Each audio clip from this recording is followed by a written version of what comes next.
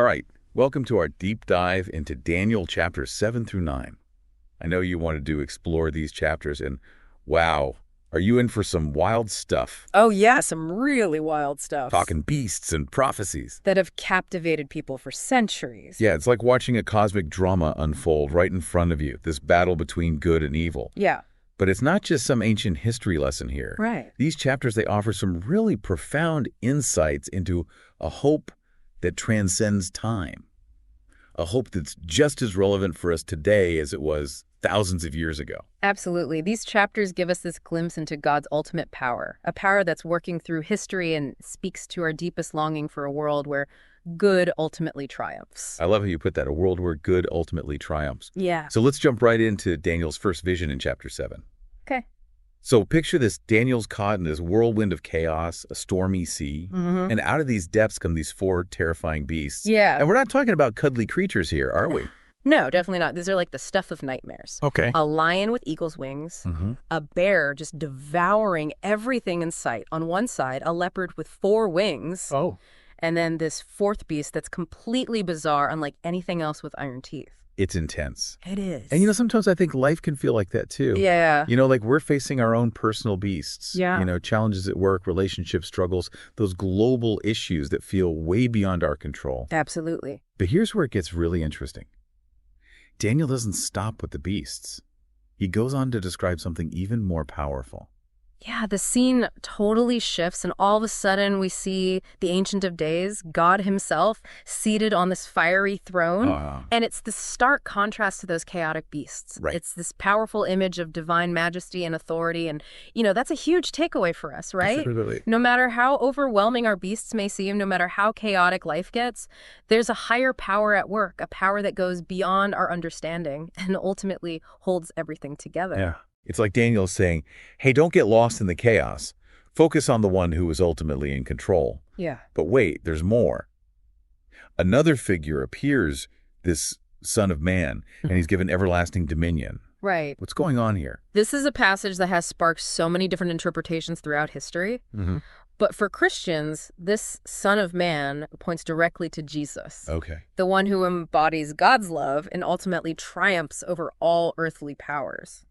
So we're not just talking about ancient empires battling it out here. Oh. We're talking about a vision that connects to the very core of Christian belief. Right. The hope of ultimate redemption and victory over evil. Precisely. It's a vision that assures us that even in the face of these huge challenges and suffering, even when evil seems to be winning, there's this greater power at work, a power that's on the side of justice and love and ultimate victory.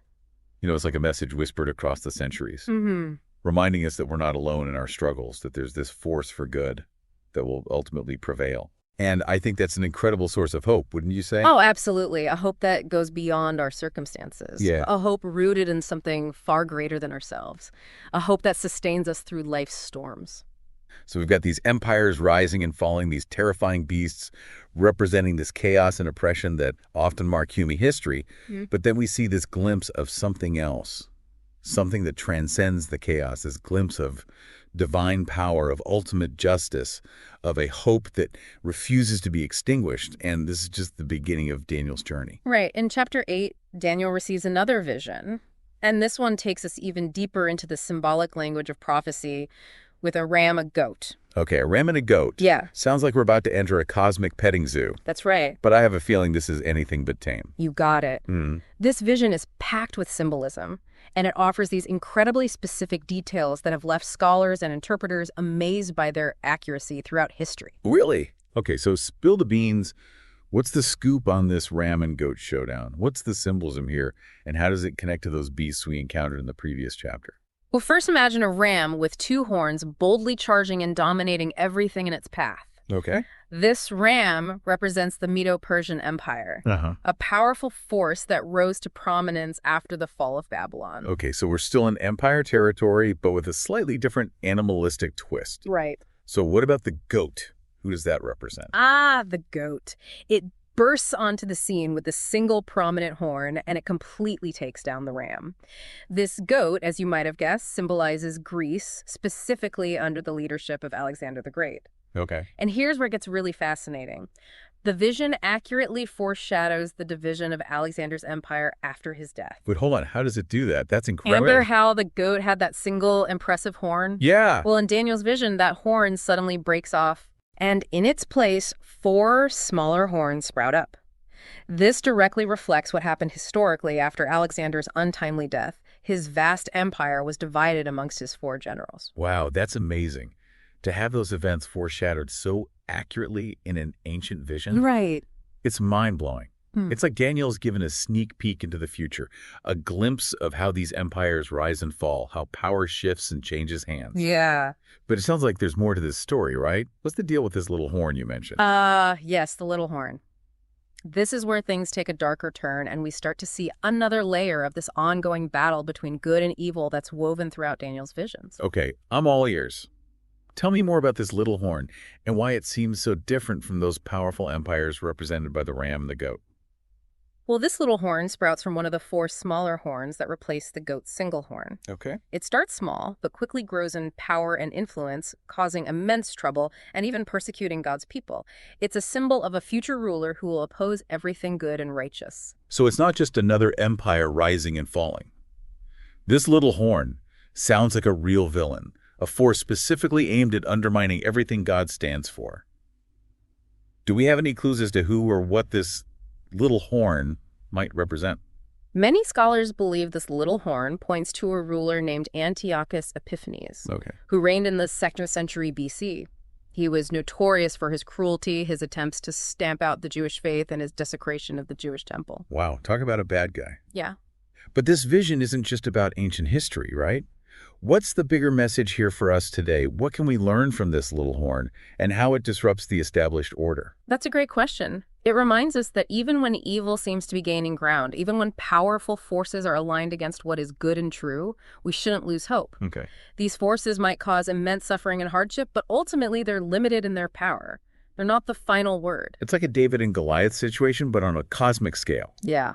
This little horn might think it's calling the shots, but it's ultimately answerable to a higher power. It's a powerful reminder that there's always hope, even in the darkest of times. Exactly. And that hope is rooted in the understanding that God is ultimately in control, that he's working behind the scenes even when we can't see it, to bring about his purposes and to ensure that good ultimately triumphs. So we've seen empires represented as beasts, a clash between a ram and a goat, symbolizing the shift in power from one empire to another, and now this little horn, representing a more insidious kind of evil one that tries to undermine everything God stands for. But even in the face of this threat, there's a message of hope, a reminder that God is ultimately in control. What's next in Daniel's prophetic journey? Well, chapter 9 takes a bit of a turn. Instead of visions of beasts and horns, we shift to something deeply personal and moving Daniel's heartfelt prayer for his people. I'm really interested in this part. It seems like such a contrast to those vivid symbolic visions. Yeah. What makes Daniel's prayer so significant? Well, it's considered one of the most powerful prayers in the entire Bible. It's raw, honest, and filled with this deep longing for God's mercy and restoration. Daniel doesn't hold back. He acknowledges his people's sins, their failings, and their desperate need for God's intervention. And the amazing thing is, God responds in a way that echoes throughout history. Okay, now I'm really intrigued. How does God respond to Daniel's heartfelt plea? What happens next? An angel named Gabriel appears to Daniel and delivers a message that has captivated and puzzled people for centuries, the prophecy of the 70 weeks. The 70 weeks prophecy. I've heard about it, but it's always seemed a bit mysterious. Can you break it down for me? What are these 70 weeks all about? Well, we're not talking about literal weeks here. Each week represents a period of 7 years. Okay. And the prophecy outlines a specific timeline, a countdown, if you will, leading up to a pivotal moment in history, the coming of the Messiah. Whoa, so we're going from symbolic beasts and cosmic battles to a precise timeline that pinpoints one of those significant events in human history. That's quite a shift. It is, but it all ties together beautifully. It shows how God's plan is unfolding even when things seem chaotic and uncertain from our limited human perspective. There's a precision and a purpose behind it all, and the 70 weeks prophecy offers a glimpse into that divine plan. It's like God is saying, trust me, I've got this. My plan is in motion and it's unfolding exactly as I intended. But this prophecy has been interpreted in many ways, right? It has, and that's one of the things that makes it so fascinating. For Christians, the 70 weeks prophecy is understood to point directly toward Jesus the Messiah, who came to fulfill God's promises and offer redemption to humanity. So we're seeing how these seemingly disparate elements, the visions of beasts and empires, the little horn representing a force of evil, and Daniel's heartfelt prayer, are all woven together into a larger narrative, a narrative that ultimately points toward hope and redemption. It's pretty incredible when you think about it. It is. And it reminds us that even when we can't see the full picture, even when we're caught in the midst of chaos and uncertainty, God is working behind the scenes, orchestrating events according to his plan and purpose. That's a powerful message, especially in a world that often feels so unpredictable and overwhelming. It's like a reminder to take a deep breath, to trust that there's a bigger plan at play, and to find hope in the midst of the storm. Exactly. And I think that's one of the key takeaways from these chapters in Daniel, a reminder that even in the face of seemingly insurmountable challenges, even when evil seems to be on the rise, God is still in control and his ultimate purpose will prevail. So we've journeyed from the depths of the sea where those terrifying beasts emerged, witnessed the clash of empires symbolized by a ram and a goat, and now we've encountered the little horn representing a more insidious force of evil. But through it all, we've seen glimpses of hope, reminders that God is at work and his plan is unfolding. Where do we go from here? Well, now that we've laid the foundation, we can start to unpack the deeper meaning and relevance of these visions for our lives today. How do they speak to our own fears and anxieties? How do they challenge us to think about the beasts we might be facing in our own lives and the hope we can find in God's ultimate power and control? That's a great segue. And I have a feeling our listeners are already starting to connect these ancient visions to their own experiences and challenges. So let's dive into those deeper layers and see how these chapters in Daniel can offer us guidance, hope, and a renewed sense of purpose in a world that often feels anything but hopeful. Sounds good. Let's do it. You know, as we delve deeper into these chapters, it's fascinating to see how Daniel's visions aren't just these isolated snapshots of the future. Right. They're woven together with these recurring themes Yeah. that offer this really profound message of hope and resilience and the ultimate triumph of good over evil. That's so true. It's like we're piecing together a cosmic puzzle, Yeah, with each vision adding another layer of understanding to the bigger picture. right. What are some of the key themes that you see running through these chapters? Well, one of the most prominent themes is the sovereignty of God. We see it in those powerful images of the beasts representing empires that rise and fall, seemingly in control of the world, but ultimately answering to a higher authority. Right. And it's not just about God being in control in a general sense. Right. Daniel's visions, they actually lay out a timeline, a specific plan Yeah. that's unfolding with incredible accuracy. Mm-hmm. It's like watching a master chess player, Yeah. always several moves ahead of the opponent. Exactly. The 70 weeks prophecy really drives that point home. Yeah. Think about it. A specific event like the decree to rebuild Jerusalem is connected to the coming of the Messiah centuries later. Yeah. It's mind-blowing. It makes you realize that God is working behind the scenes, orchestrating events according to his own timeline and purpose, even when things seem chaotic or uncertain from our limited human perspective. And that's a powerful source of comfort, isn't it? Yeah. Knowing that even when we can't see the forest for the trees, God has a plan and it's a good one. Absolutely. It's like those moments when you're facing a challenging situation Yeah. and you just have to trust that there's a reason for it, even if you don't understand it at the time. Another theme that really jumps out at you is this ongoing battle between good and evil. We see it in the clash between those beasts, the rise of that insidious little horn, Yeah. and even in Daniel's heartfelt prayer for his people who are suffering in exile. You know, it's interesting because that theme of the battle between good and evil isn't just some abstract concept confined to ancient history. Right. It's something that's playing out all around us every day, both on a global scale and in our own personal lives. You're absolutely right. Think about the challenges you face in your own life. Yeah. Temptations, setbacks, even conflicts with others. Yeah. Those are all reflections of this larger struggle between good and evil. It's like we each have our own beasts and little horns to contend with, right? Yeah. Those things that try to pull us away from what we know is right, that tempt us to give in to fear, anger, or negativity. Precisely. But these chapters in Daniel offer a powerful source of encouragement for that fight. Yeah. They remind us that we're not alone, that God is on our side, and that ultimately good will triumph. It's like that quote, "The only thing necessary for the triumph of evil is for good men to do nothing." We have to actively choose to fight for what's right, even when it's hard. And that choice, that active engagement in the battle is so crucial. It's not enough to just sit back and hope that things will get better. Right. We have to be willing to stand up for what we believe in, to speak out against injustice, and to choose love and compassion over fear and hatred. So we've got God's sovereignty, this epic battle between good and evil. What other threads do you see running through these chapters that might offer insights for us today? Well, one that's often overlooked but incredibly important is the theme of prayer and trust in God's timing and plan. Oh, absolutely. Right. Daniel's prayer in chapter 9 is such a beautiful example of that. Yeah. He doesn't just rattle off a list of requests. Right. He pours out his heart to God, acknowledging his own shortcomings, Yeah. his people's sins, and their desperate need for God's intervention. And what's so striking about Daniel's prayer is his willingness to surrender to God's will. Yeah. The trust that God knows what's best, even when it doesn't make sense from a human perspective. It's like he's saying, God, I don't have all the answers. I don't know what the future holds, but I trust you. I trust that you're working everything out for my good and the good of your people. And that kind of surrender, that radical trust in God's goodness and wisdom is so essential for navigating the challenges and uncertainties of life. Yeah. It's about letting go of our need to control everything and allowing God to take the lead. You know, it makes me think about those times when I've been so focused on my own plans and my own agenda that I've completely missed what God was trying to do in my life. Yeah. It's like I was trying to force a square peg into a round hole, and it just wasn't working. I think we've all been there at some point. But these chapters in Daniel remind us that God's ways are often higher than our ways, and his thoughts are higher than our thoughts. When we surrender to his will, when we trust his timing, we open ourselves up to possibilities that we could never have imagined on our own. So it's not just about praying for what we want, but about aligning our hearts with God's will and trusting that he knows what's best even when we don't understand. Exactly. It's about seeking his guidance, listening for his voice, and allowing him to shape our desires and direct our steps. So we've got God's sovereignty, the battle between good and evil, and the importance of prayer and trust. Yeah. Those are some pretty solid foundations for understanding these chapters, wouldn't you say?